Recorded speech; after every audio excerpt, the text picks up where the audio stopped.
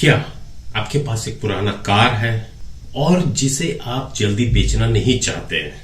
क्या आपको लगता है कि आपका कार एक अच्छे शेप में है, लेकिन यह एक्सपायर्ड रजिस्ट्रेशन के कारण रोड लीगल नहीं है? रोड लीगल मींस आप रोड पे नहीं चला सकते हैं क्योंकि आपका रजिस्ट्रेशन एक्सपायर हो गया है। या क्या आप हमेशा के लिए अपना एक्सपायर्ड कार को रखना चाहते हैं, सेल नहीं करना चाहते हैं? खैर, हमारे पास इन सभी प्रश्नों के लिए एक अच्छी खबर है। अभी मैंने जो प्रश्न रखा उसमें से कोई भी उत्तर अगर सकारात्मक है तो आप अपनी कार को इलेक्ट्रिक में कन्वर्ट करके स्क्रैप से बचा सकते हैं। इलेक्ट्रिक कार कन्वर्शन किट के जो मूल्य है, प्राइस है, इस पर अधिक जानकारी के लिए मेरा ये वीडियो आपके काम का है। साथ ही आप अपने कार को स्क्रैप में या स्वैप करना चाहते हैं, वो सभी क्वेश्चंस के आंसर्स मेरे इस वीडियो में आपको मिलेगा। और साथियों, एक और बात है, मैं अपने इस वीडियो में मेरे कुछ यूजर्स, सब्सक्राइबर्स ने कुछ क्वेश्चंस पूछे हैं, एफएक्यूज है, मैं उसे भी अपने इस वीडियो में कवर करूंगा। हेलो, नमस्कार, मैं हूं Subir Ranjan. Media tube channel में आप सभी का स्वागत है। चलिए शुरू करते हैं।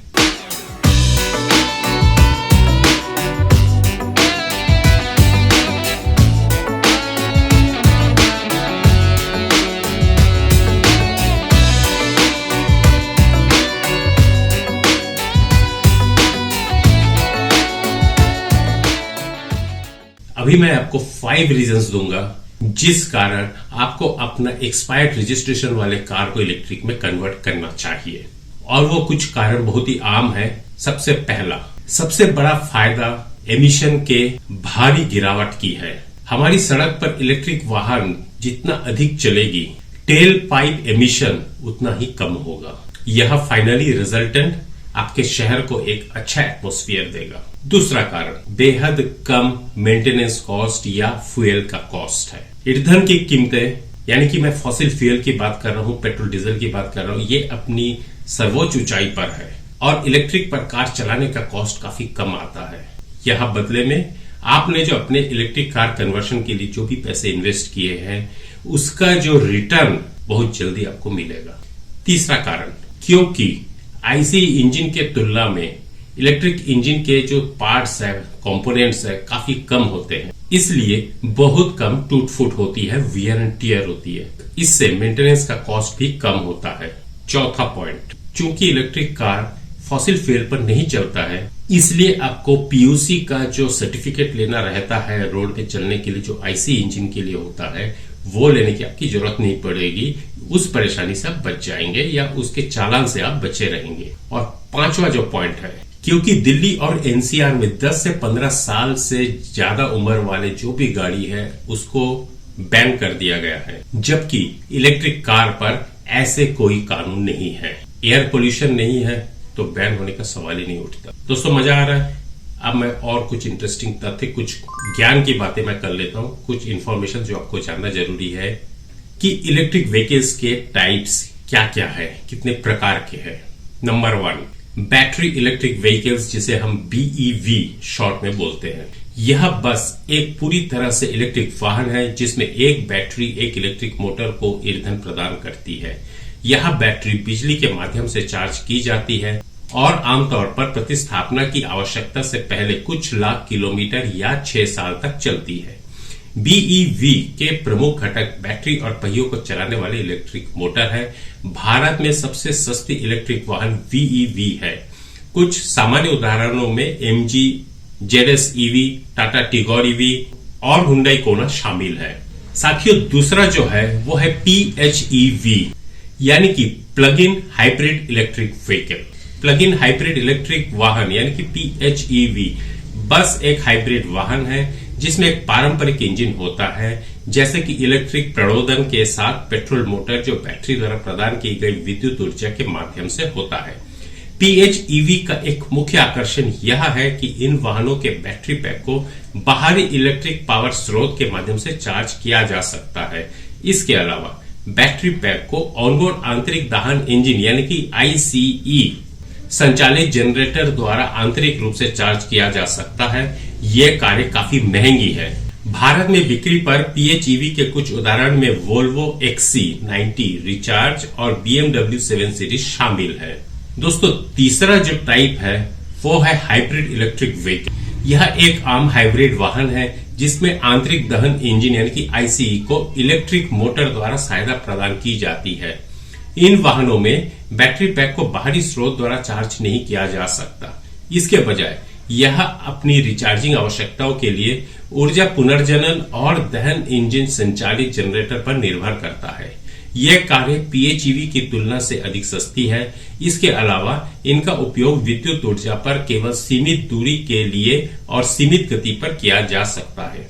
कुछ सामान्य उदाहरणों में होंडा सिटी EHV और मारुति ग्रैंड विटारा हाइब्रिड शामिल है। साथियों, अब जो मैं अगला टॉपिक कवर करने वाला हूं वो है जो इलेक्ट्रिक कन्वर्शन किट्स मार्केट में अवेलेबल है उसके बारे में। वैसे मैंने एक डेडिकेटेड वीडियो बनाया, ऊपर आप आई बटन में देख सकते हैं। मैं उनका जस्ट एक रिफ्रेश करने के लिए आपको मैं कुछ शॉर्ट में समझा देता हूं। बॉश दुनिया के सबसे बड़े ऑटोमेटिक इलेक्ट्रॉनिक निर्माताओं में से एक है। यह एक EXL इलेक्ट्रिक कार किट प्रदान करता है जो सिलिकॉन कार्बाइड अर्धचालक के उपयोग के माध्यम से 96% से अधिक की दक्षता प्रदान करता है, यानी कि एफिशिएंसी देता है। यह कन्वर्शन किट 300 किलोवाट तक का आउटपुट और 5000 Nm तक का टॉर्क आउटपुट प्रदान करती है। मोटर का वजन लगभग 90 किलोग्राम है। इस कन्वर्शन किट की कीमत का खुलासा होना भी बाकी है, लेकिन हमें उम्मीद है कि आने वाले महीनों में विवरण का खुलासा किया जाएगा। अगली पंक्ति में लूप मोटो कन्वर्शन किट है। यह ARAI प्रमाणित है और Maruti Swift Dzire, WagonR, Hyundai Xcent, Verna, Honda Amaze और होंडा सिटी जैसे सबसे लोकप्रिय कारों के साथ काम कर सकती है। इस इलेक्ट्रिक कार कन्वर्शन किट की कीमत 3 लाख रुपए से लेकर 5 लाख रुपए तक है। इसकी रेंज 180 किलोमीटर और यह 80 किलोमीटर प्रति घंटा की टॉप स्पीड प्रदान करती है। बैटरी की क्षमता 17.8 किलोवाट आवर पर रेट की गई है। E-Trio, यहां तक कि E-Trio electric conversion kit ARAI प्रमाणित है और इसका उपयोग मारुति ऑल्टो, वैगनआर और डिजायर जैसे मॉडलों के इलेक्ट्रिफिकेशन के लिए किया जा सकता है। यह आपके द्वारा चुने गए मॉडल के आधार पर 180 किलोमीटर तक की सीमा प्रदान करती है, यानी कि रेंज देती है। इसके अलावा यह किट स्थापित करना आसान है और उपरोक्त कारों को 48 घंटे से भी कम समय में इस किट का उपयोग करके EV में परिवर्तित किया जा सकता है। इस इलेक्ट्रिक कन्वर्शन किट की कीमत 4 लाख रुपए के आसपास है। भारत किट को कुछ वर्षों के आसपास लॉन्च किया गया था। ये ARAI प्रमाणित conversion kit Maruti Alto, WagonR, espresso, Celerio और डिजायर जैसे लोकप्रिय कारों के लिए उपलब्ध है। इस यूनिट के लिए इलेक्ट्रिक कार कन्वर्शन किट की कीमत 5 लाख रुपए आकी गई है। यह किट 80 किलोमीटर की सीमा और 80 किलोमीटर प्रति घंटा की टॉप स्पीड देती है। बैटरी को फुल चार्ज करने में 4 से 5 घंटे का समय लगता है। रेक्सनेमो इलेक्ट्रो, यह गाजियाबाद की एक कंपनी है जो ICE से चलने वाली कारों को EV में बदल सकती है। वास्तव में यह कंपनी अब 10 से अधिक वर्षों से व्यवसाय में है और पहले से ही सैकड़ों कारों को परिवर्तित कर चुकी है। इसके कन्वर्शन किट की कीमत 2.4 लाख रुपए से 5.7 लाख रुपए तक है। किट का उपयोग मर्सिडीज, पोर्शे आदि जैसे विंटेज कारों को बहाल करने के लिए किया जा सकता है। यह किट 80 किलोमीटर की रेंज और 88 किलोमीटर प्रति घंटे का टॉप स्पीड देती है। साथियों, EV कन्वर्शन किट्स के जो कुछ इफेक्ट यूज है वो मैं एक के बाद एक बताऊंगा। जो मेरे सब्सक्राइबर्स मेरे से पूछे हैं, आपके भी दिमाग में वो क्वेश्चन है और वो बहुत मैं सिलेक्टिव क्वेश्चन मैं लेकर आया हूँ। वो क्या क्या है वो मैं आपको बता रहा हूँ। Where can you get my old car converted to electric? मतलब आपके पास जो आपका ओल्ड IC इंजन वाले कार है उसको आप इलेक्ट्रिक कन्वर्शन कहां से करा सकते हैं? तो साथियों, ऐसा है कि भारत में कुछ काउंटिंग करके, फिंगर्स काउंट करके हम बता सकते हैं कि कितने कंपनी है। मैंने जैसे अभी कुछ देर पहले बताया कि ऐसे 5 कंपनी है, 6 कंपनी भी है। आई बटन में आप एक बार वो लिंक को जरूर फॉलो कीजिएगा। और आप अगर अपने IC इंजन वाले कार को कन्वर्ट करना चाहते हैं तो आप जरूर उस वीडियो को देखिए। अब जो दूसरा क्वेश्चन है वो क्या है वो देख लेते हैं। What is the cost of getting your car converted to electric?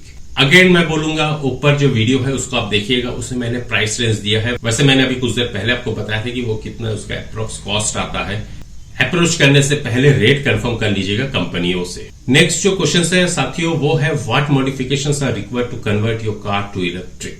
तो साथियों, ऐसा है कि IC इंजन और उसके जो कंपोनेंट्स है वो पूरे आइटम को निकाल दिया जाता है कार से। इलेक्ट्रिक ड्राइव ट्रेन को उसके बाद उसे फिट किया जाता है, इलेक्ट्रिक मोटर इंजन को उसके बाद उसमें स्टैब्लिश किया जाता है और बैटरी पैक को इंक्लूड करने के लिए विद्युत प्रणाली को संशोधित किया जाता है।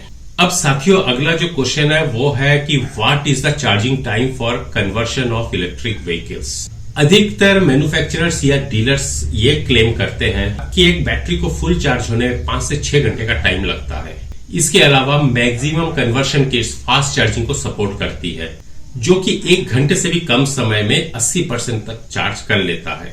हालांकि चार्जिंग का जो सही समय है वो इलेक्ट्रिक कार कन्वर्शन किट पर डिपेंड करता है जिसका की उपयोग किया गया है। साथियों, आपके दिमाग में एक कॉमन क्वेश्चन आएगा कि आपके पास जो आईसी कार है उसको स्क्रैप करें या फिर उसको इलेक्ट्रिक इंजन में इलेक्ट्रिक कन्वर्शन किट के थ्रू इलेक्ट्रिक कार में स्वैप करें। कंफ्यूजन है, ये कंटेंट देखिए शायद आपका कंफ्यूजन दूर हो जाएगा। कभी कभी आप सोच सकते हैं कि इलेक्ट्रिक ड्राइव ट्रेन के साथ आप जो अपना आईसी इंजन वाली कार को स्वैप करने के बजाय आप उसे स्क्रैप करना बेहतर समझते हैं। हालांकि ऐसा नहीं है। उदाहरण के लिए मारुति ऑल्टो को अगर आप स्क्रैप करते हैं तो आपको महज 12,000 रुपए मिलेंगे, और यदि आप इसे इलेक्ट्रिक कार में कन्वर्शन करना चाहते हैं तो ये करीब मोटा मोटा मैक्स टू मैक्स आपको 5 लाख रुपए खर्च आएगा। आपका कार रेडी। कहां आपको 12,000 मिल रहे थे, कहां 5 लाख खर्च करके आपके पास एक कार आ गया जिसका की रजिस्ट्रेशन या रोड में चलाने का जो टेन्योर है, टाइम है, वो अनलिमिटेड हो जाता है। हालांकि वो जो कॉस्ट है कन्वर्शन का वो स्क्रैप वैल्यू से कई गुना ज्यादा है। लेकिन अगर आप नई कार को अपने दिमाग में लेकर चल रहे हैं तो नए कार का कॉस्ट काफी ज्यादा है। इसके अलावा फॉसिल फ्यूल का जो कॉस्ट है वो भी आपको ज्यादा पड़ रहा है। इसके विपरीत आप अगर इलेक्ट्रिक कार चला रहे हैं तो सिर्फ इलेक्ट्रिसिटी कॉस्ट छोड़ के आपके पास और कोई खर्चा नहीं है। इसीलिए ज्यादातर मामले में ये समझ में आता है कि आप अगर अपने आईसी इंजन को स्क्रैप करना चाह रहे हैं तो मेरे विचार से या और भी जो इंजीनियर्स है इस इंडस्ट्री में, ऑटोमोबाइल इंजीनियर्स है, उनके हिसाब से आप अपने कार को स्वैप कर लीजिए इलेक्ट्रिक इंजन में, आपके पैसे बचेंगे। अब ऐसे कुछ बातें हैं जो आपके दिमाग में रहना चाहिए जब आप अपने कार को कन्वर्शन करना चाहते हैं। एक इलेक्ट्रिक कन्वर्शन किट 180 किलोमीटर की अधिकतम रेंज देती है। यह वर्तमान में आपकी कार द्वारा ईंधन के पूर्ण टैंक पर यानी कि फुल टैंक पर प्रदान की जाने वाली सीमा से बहुत कम है। एक नई इलेक्ट्रिक कार की तरह यहां तक कि एक कन्वर्टेड इलेक्ट्रिक कार को पूरी तरह से चार्ज होने में घंटों लगेंगे। यहां तक कि अगर फास्ट चार्जर का उपयोग किया जाता है तो इसमें 1 घंटे तक का समय लगेगा, जो आमतौर पर ईंधन स्टेशन यानी कि फ्यूल स्टेशन पर आपके द्वारा बिताए गए समय से बहुत अधिक है। अपनी वर्तमान कार को इलेक्ट्रिक वाहन में बदलना सस्ता नहीं है। वास्तव में आप शायद बचत पैसे के लिए एक एंट्री लेवल पेट्रोल कार खरीद सकते हैं, जबकि एक पेट्रोल कार चलाने के लिए बहुत महंगी होगी। यह एक नया मॉडल होगा, इसलिए आपको अपने वाहन के मासिक चलने के आधार पर निर्णय लेना चाहिए। यानी कि आप मंथली कितना ट्रैवल कर रहे हैं उसके ऊपर डिपेंड करता है कि आप एक नया एंट्री लेवल पेट्रोल गाड़ी खरीदेंगे या नहीं। भले ही आप पेट्रोल या डीजल इंजन को बदल सकते हैं और इलेक्ट्रिक मोटर पर अपनी कार चला सकते हैं, लेकिन अन्य सभी घटक पुराने होंगे। इसलिए यदि आपकी कार के निलंबन घटक यानी कि जो सस्पेंडेड कंपोनेंट्स है और अन्य भागों को बड़ी मरम्मत की आवश्यकता होती है तो आपको महंगी पड़ेगी, तो स्क्रैप करना समझ में आता है। यानी कि आपके कार का अगर बॉडी खराब हो गया है तो मेरे ख्याल से इलेक्ट्रिक में कन्वर्शन करना समझदारी नहीं है। इलेक्ट्रिक वाहन चलाने वाले कई लोग पेट्रोल या डीजल इंजन के साथ पारंपरिक कार चलाने के रोमांच को याद करते हैं। इसलिए आपको यह सुनिश्चित करना चाहिए कि आप बिना किसी समस्या के इलेक्ट्रिक कार चलाने के विचार के लिए खुले हैं। अब साथियों, इतना तो क्लियर हो गया है कि इलेक्ट्रिफिकेशन एक अच्छा कदम है। यदि आप अपने एक्सपायर्ड आरसी वाले कार को इलेक्ट्रिक में कन्वर्ट करके कई सालों तक चलाते हैं। हालांकि जैसे कि मैंने अभी बताया, अपनी कार को इलेक्ट्रिक में कन्वर्ट करना हमेशा अच्छा नहीं होता है, क्योंकि इलेक्ट्रिक कार कन्वर्शन किट का कॉस्ट कम से कम 5 लाख रुपए तो होते ही है, जो आपके करंट गाड़ी का जो प्राइस है, कॉस्ट है, उससे कई गुना ज्यादा है। इसके अलावा यदि आप अपने कार का यूज ज्यादा नहीं करते तो आईसीई वाले कार के ऊपर इलेक्ट्रिक कार का सिलेक्शन करना, ऑप्शन सोचना गलत साबित होगा। हालांकि जब भी आप इलेक्ट्रिक कार या इलेक्ट्रिक व्हीकल लेने का प्लानिंग कर रहे हैं तो उनके जो फैक्टर्स है उस पर भी एक विचार जरूर रखें। साथियों, आपको मेरा ये कंटेंट कैसे लगा? आशा करता हूं कि शायद आपके कुछ कंफ्यूजन या डाउट्स है वो मैं क्लियर कर पाया हूं और आपको कुछ मैं नया इंफॉर्मेशन दे पाया हूं। अगर ऐसा है तो नीचे जो लाल बटन है सब्सक्राइब वाला, उसे जोर से हथौड़ा मार के सब्सक्राइब कर दीजिए। साथ में ऑल को भी क्लिक करना मत भूलिएगा, ताकि मैं जब भी ऐसे लेटेस्ट अपडेट्स लेके आऊं उसके कंटेंट के जो नोटिफिकेशन है सबसे पहले आपके पास पहुंचे।